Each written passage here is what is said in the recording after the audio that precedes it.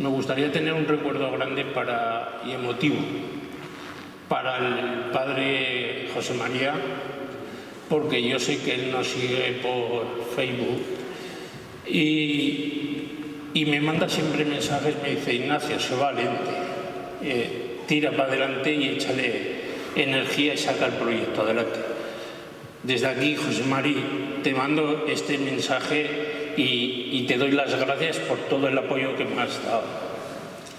Y en tercer lugar, ha sido un paso muy difícil de mucho tiempo, desde que empezamos en el 2020, en agosto, cuando nos conocimos, antes de que hicieran la cesión del convento de los Padres Carmelitas. Estuve pensando y digo, creo que es el momento de abrir este melón, de a ver cómo podemos solucionar esto, solucionar o ver qué vía teníamos para solucionar. Y me puse en contacto con la ANAO, que es la Asociación Navarra de Amigos del Órgano, para enseñarle los órganos que había en Villafranca, porque cuando vinieron quería que valoraran cómo estaba el de la parroquia y cómo está el de los Padres Carmelitas. Yo quiero tener un recuerdo para el padre Antonio Bermejo, que fue el último fraile carmelita que hizo sonar este órgano. En fin, y ahora paso a lo que me concierne. Yo estoy aquí un poco pues para volver a presentar a la Asociación de Amigos del Patrimonio de Villafranca. Una asociación que surge y está formada por los guías voluntarios del barroco, gente que hemos colaborado de una u otra manera y por supuesto por personas que siempre han participado en todos los actos, en todas las campañas y que lo que quieren es potenciar, promover y recuperar el posible patrimonio que Villafranca tenga. Hay mucho escondido. Entonces, mi labor aquí es intentar hacer un llamamiento especialmente a los villafranqueses para que en la medida de lo posible colaboren con nosotros.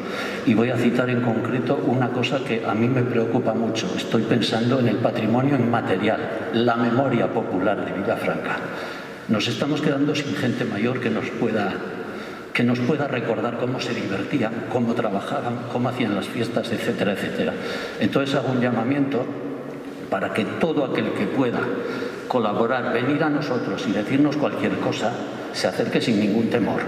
Una vez que recopilemos todo, ya veremos cómo eso se puede convertir en un producto final, libro, vídeo, etcétera, etcétera. Y bueno, antes de dar paso a José Luis Echechipía, yo quiero hacer hincapié en el órgano y quiero además resaltar la importante labor de Ignacio Garde. Él ha sido muy humilde. Yo quiero decir que él es el que nos puso sobre la pista de poder utilizar órgano en las jornadas del barroco. Le daríamos otra dimensión totalmente diferente. Pero es que además recuperar el órgano significaría abrir un abanico grande de posibilidades para Villafranca. No son solo beneficiarnos de estas cosas, como hoy, de estos ciclos. Es que abriría un abanico educativo, cultural, inmenso, que ahora mismo no somos capaces de ver. Y por mi parte no quiero decir nada más. Simplemente recordaros que estamos en un concierto y, como no lo ha dicho nadie, lo voy a decir yo. Si es posible, poner los móviles en silencio. Muchas gracias. Y ahora voy a dar paso a José Luis Echechipía, que es el que verdaderamente sabe algo de esto. Muchas gracias por venir. Ha sido agradecer todo el ambiente que encontramos aquí en Villafranca en torno al patrimonio organístico.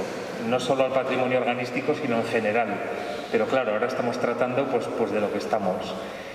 Ciertamente, como ha dicho Ignacio, en su momento desde ANAO recibimos una llamada de la Asociación de Amigos del Patrimonio de Villafranca, pues con el tema de los órganos. Y la verdad es que para nosotros eso es una gran alegría. Igual me quito la mascarilla, si no les parece mal, porque no... Bueno, ya está, ahora sí.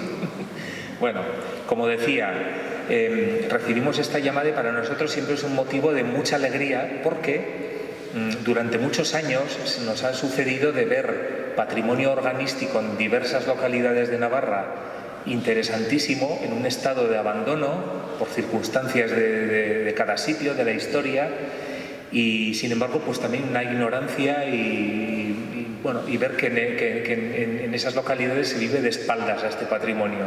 Entonces ahora se va viendo un resurgir en muchos lugares donde se empieza a mirar un poco a esos cacharros ahí con tubos, qué pasa con esto, y se empieza a ver que realmente esto es algo que no son solamente instrumentos musicales, sino que cuando uno empieza a profundizar, pues ve que son grandes obras de ingeniería, se ve que reflejan muy bien la historia de la época en las que han sido construidas. De hecho lo podremos ver aquí con una serie de diapositivas, y también se ve que son instrumentos de memoria no solamente musical, sino también que han tenido a su alrededor una actividad que ha trascendido la de la Iglesia, aunque la actividad de la Iglesia durante siglos ha estado en el centro de los pueblos, han sido lugares donde se ha enseñado música a muchas generaciones, donde se han celebrado, que han servido para celebrar los acontecimientos familiares más importantes de cada familia. En fin, tiene un montón de connotaciones. Entonces ver que en cada localidad que hay una asociación que nos llama, oye, ¿qué pasa con esto?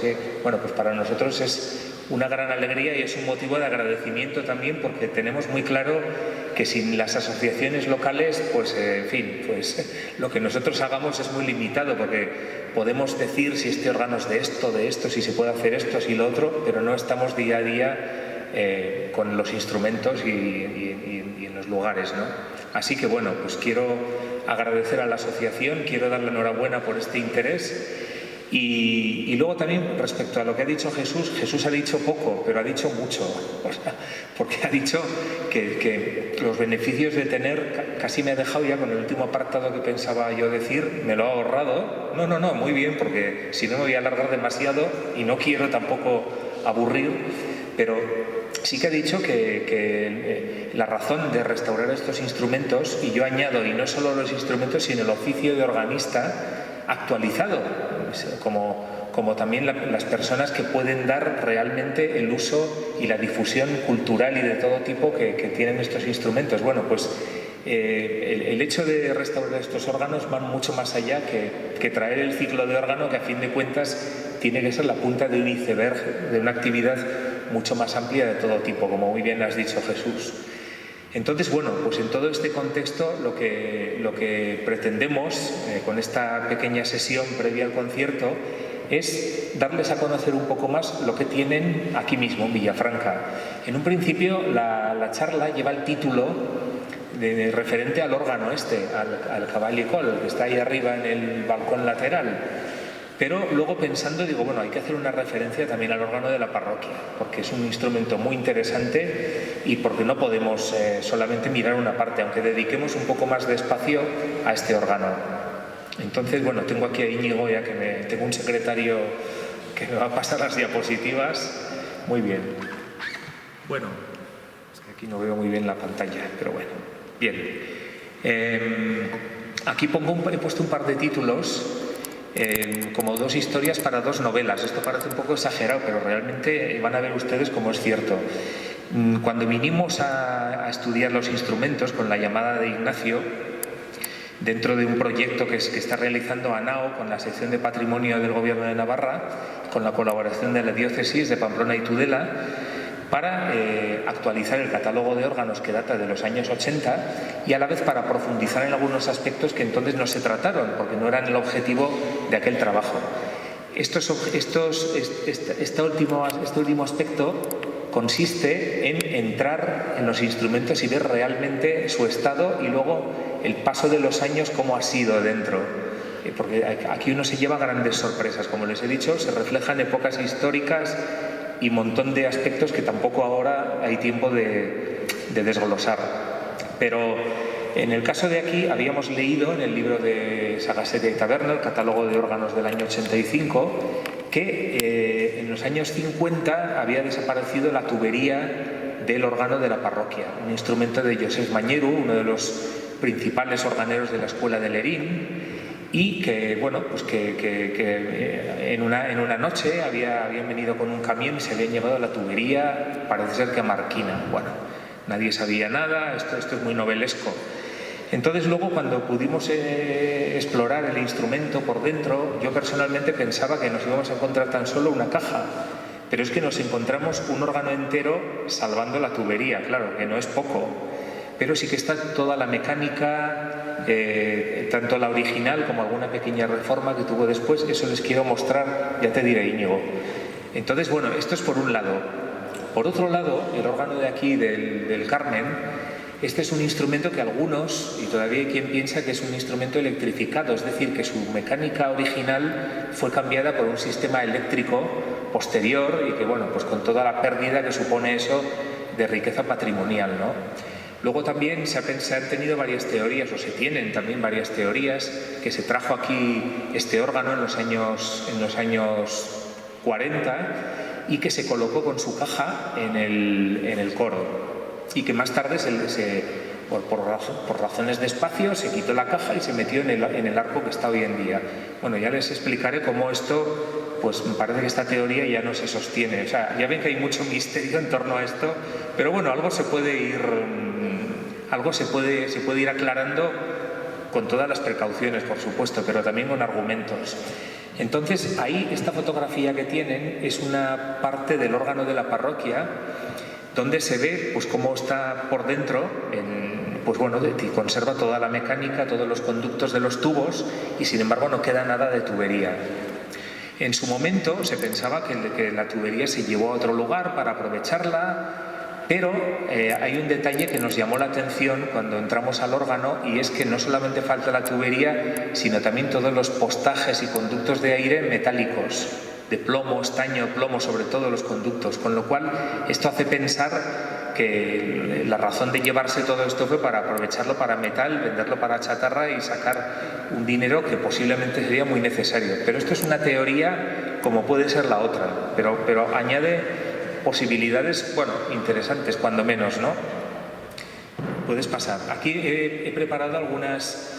Esto es el interior del arca de ecos. El arca de ecos es un recurso propio del órgano ibérico que consiste en una caja en la que se colocan varios juegos, varios registros, es decir, distintos sonidos de tubería, y que el organista puede abrir y cerrar. Tiene una tapa que se puede abrir desde la consola o cerrar para hacer un efecto de eco, pues una melodía que suena en un principio muy presente y repetirla como en un segundo plano de eco al cerrar la caja.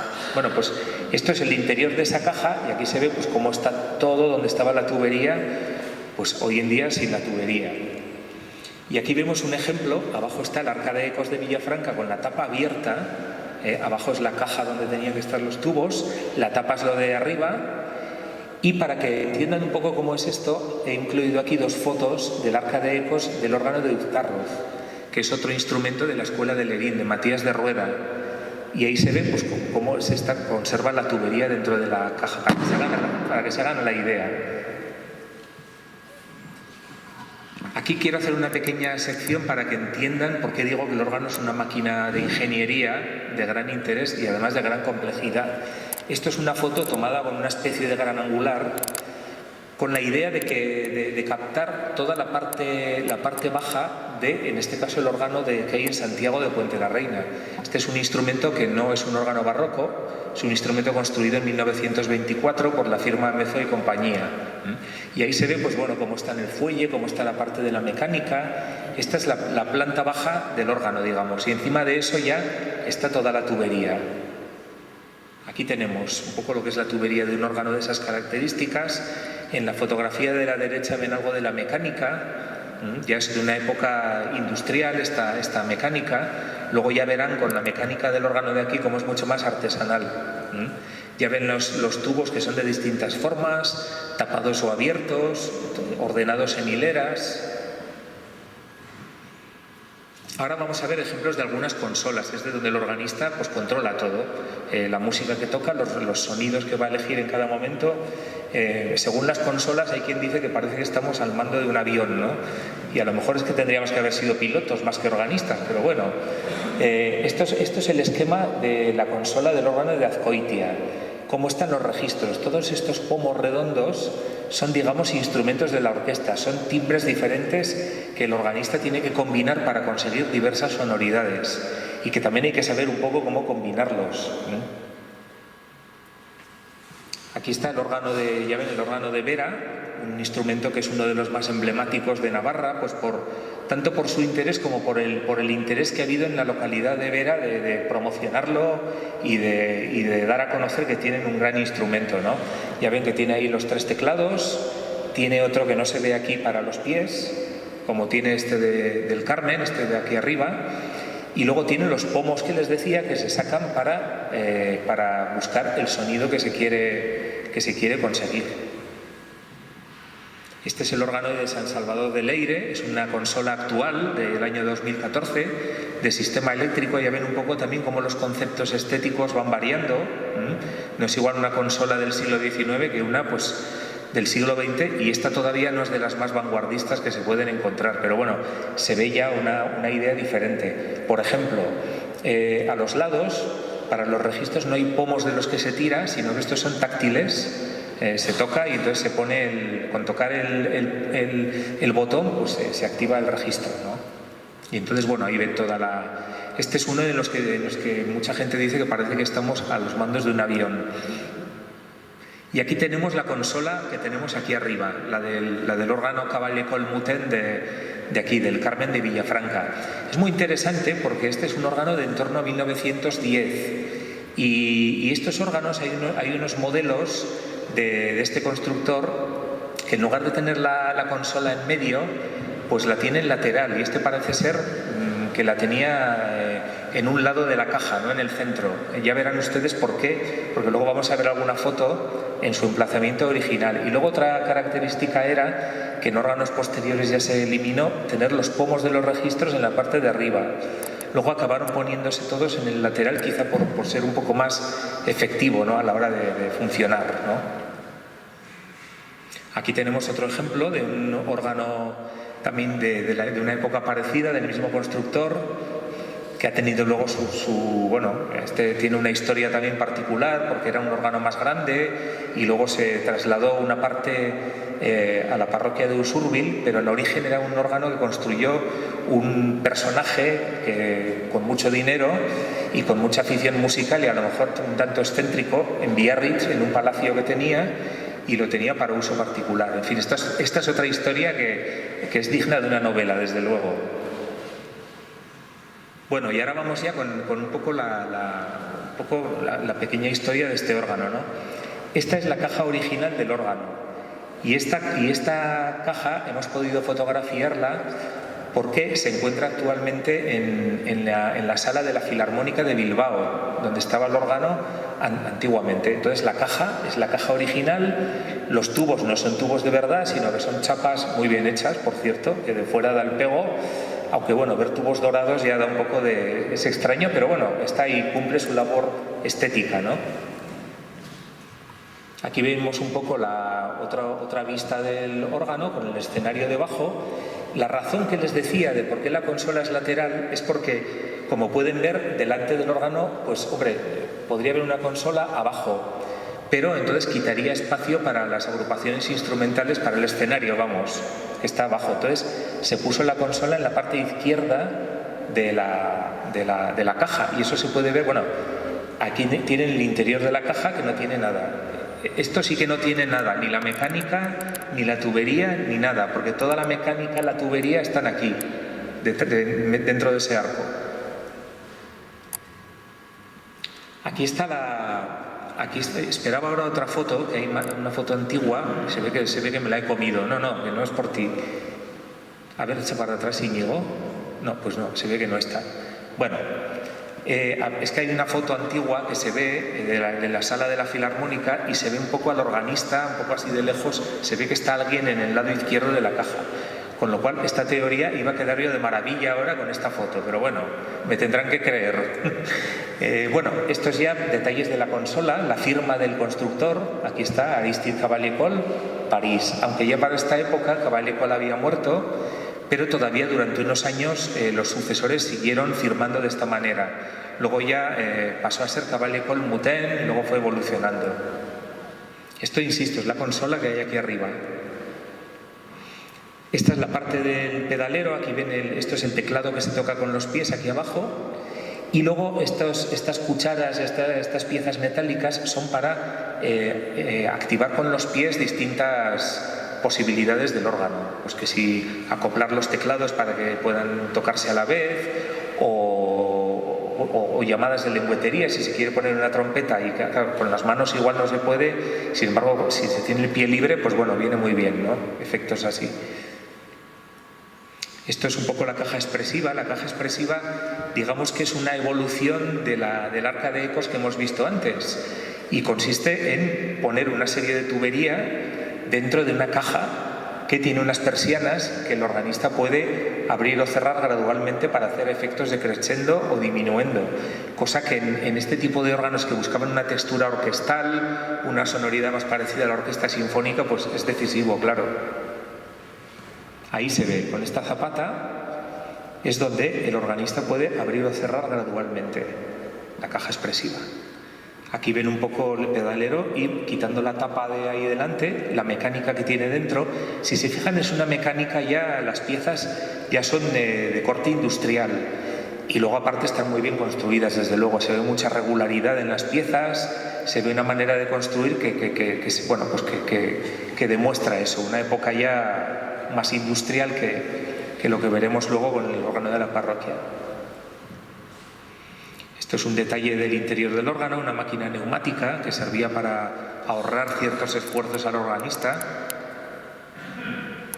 Un poco un detalle de la mecánica de la consola para que puedan ver más de cerca. Esto es un poco una muestra de cómo está el órgano por dentro. Todo esto son cascotes, polvo, y bueno, a pesar de todo eso ya ven que la mayor parte de la tubería realmente está en buen estado. Lo que pasa que claro, esto, en fin, la situación es muy delicada porque todos estos cascotes han caído del techo del arco, que se han desprendido de ahí, pues eso, todo el yeso y tal, y bueno, y la cosa puede ir a más, con lo cual es un poco urgente hacer algo ahí en este sentido. Aquí ven un poco toda la mecánica que hay debajo de la tubería, pues mecánica de viento. Esa pieza que ven aquí, esto es un portaviento, por ahí va el aire, está diseñado así pues con unos objetivos muy concretos, que ahora tampoco creo que viene a cuento.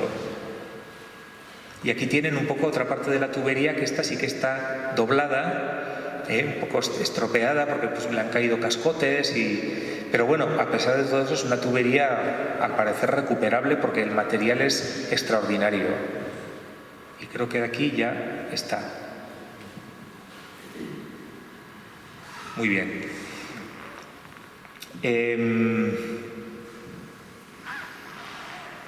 No tenemos diapositivas del órgano de la parroquia, ¿no?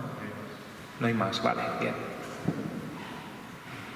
Bien, bueno, entonces, en resumen, lo que es un poco yendo a lo que decía Jesús al principio, yo también dándole vueltas a todo esto, ¿qué sucede? Pues bueno, venimos a Villafranca, está la asociación, está el ayuntamiento, que también no lo he mencionado, pero no en todas partes se encuentra un entendimiento así entre las asociaciones y los ayuntamientos, con lo cual es otro aspecto para valorar sin ninguna duda. O sea que bueno, pero bueno, hacemos esto, hablamos, nos vamos y aquí se sigue trabajando.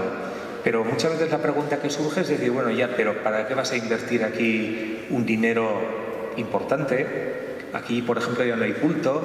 En general, en las iglesias, muchas veces las propias parroquias, bueno, pues aparte que no tienen para costear estos trabajos, pero tampoco necesitan estos órganos, se apañan con unos órganos electrónicos. Estas preguntas surgen siempre.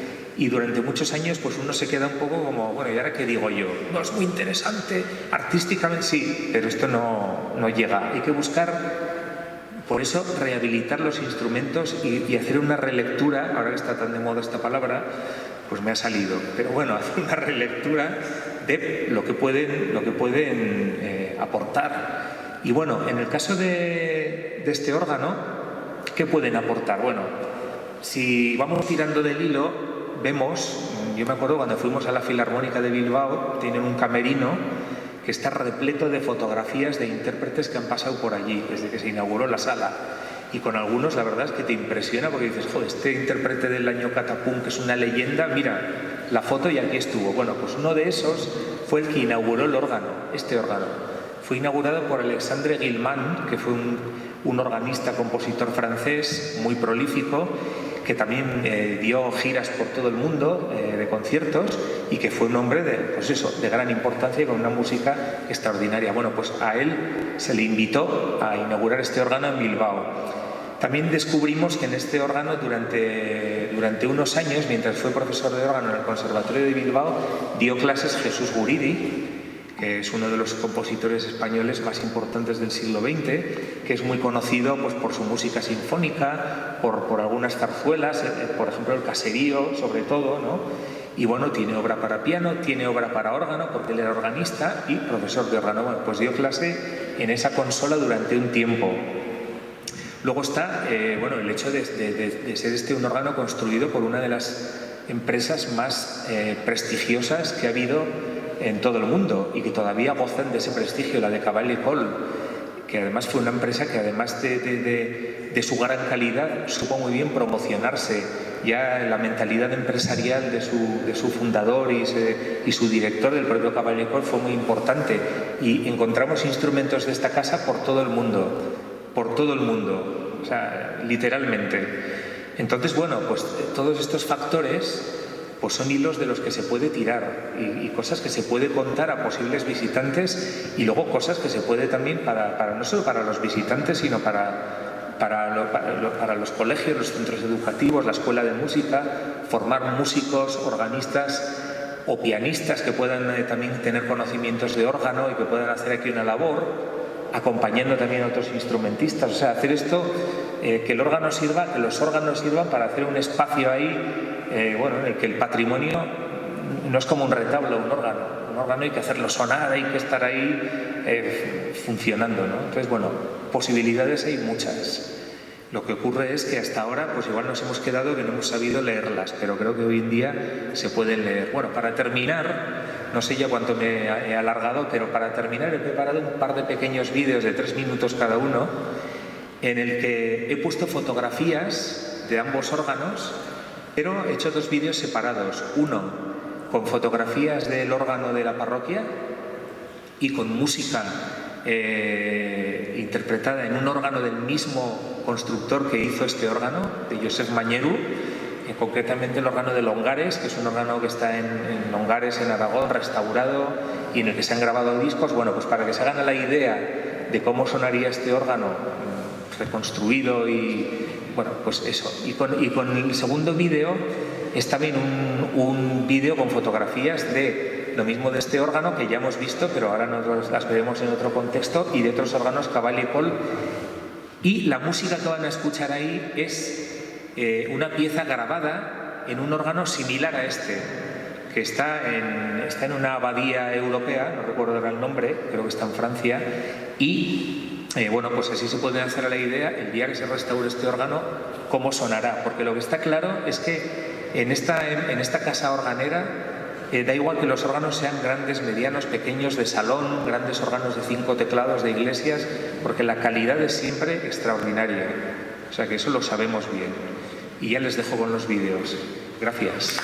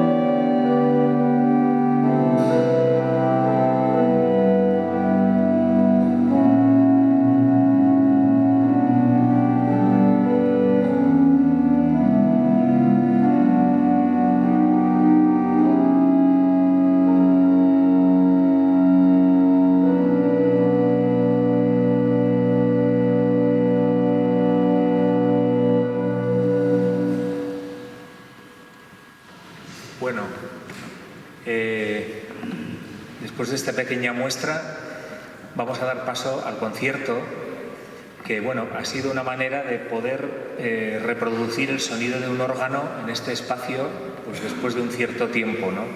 Este es un instrumento que no tiene mucha relación con el de arriba, es un órgano de tubos igual que el de arriba, pero aunque no se vean, pero sí, bueno, es un órgano positivo que tiene este nombre porque se puede llevar de un sitio a otro. Esa es la razón, no es un órgano fijo.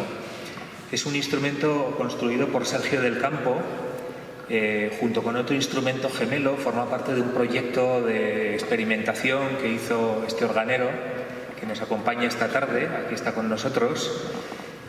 Bueno, porque lo ha traído es proceso para este concierto, luego el instrumento está ya desde ayer aquí para adecuarse a las condiciones de temperatura, de humedad del sitio y para ser afinado ya esta tarde. Con lo cual, bueno, pues lo tenemos en perfectas condiciones y como podrán ver, a pesar de que es un instrumento pequeño, podrán ver que su sonoridad, bueno, si les digo que sorprende, les he matado la sorpresa, pero bueno, ya lo he dicho. Vamos a escuchar una serie de obras que están, de autores que están sobre todo entre los siglos XVII, alguno llega al XIX. La verdad es que este es un concierto novedoso en el ciclo de órgano, porque bueno, yo no sé si, claro, hace 37 años que se celebra el ciclo, pero yo no tengo noticia de que se haya hecho hasta ahora ningún concierto de clarinete y órgano. No quiere decir que no se haya hecho, pero yo no lo he conocido. Entonces, bueno, pues creo que es un concierto muy interesante, muy novedoso y que aquí desde luego va a ser extraordinario tanto por el lugar como por las dos intérpretes. Así que les dejo ya con Inma Calahorra y con Ana Mínguez. Muchas gracias.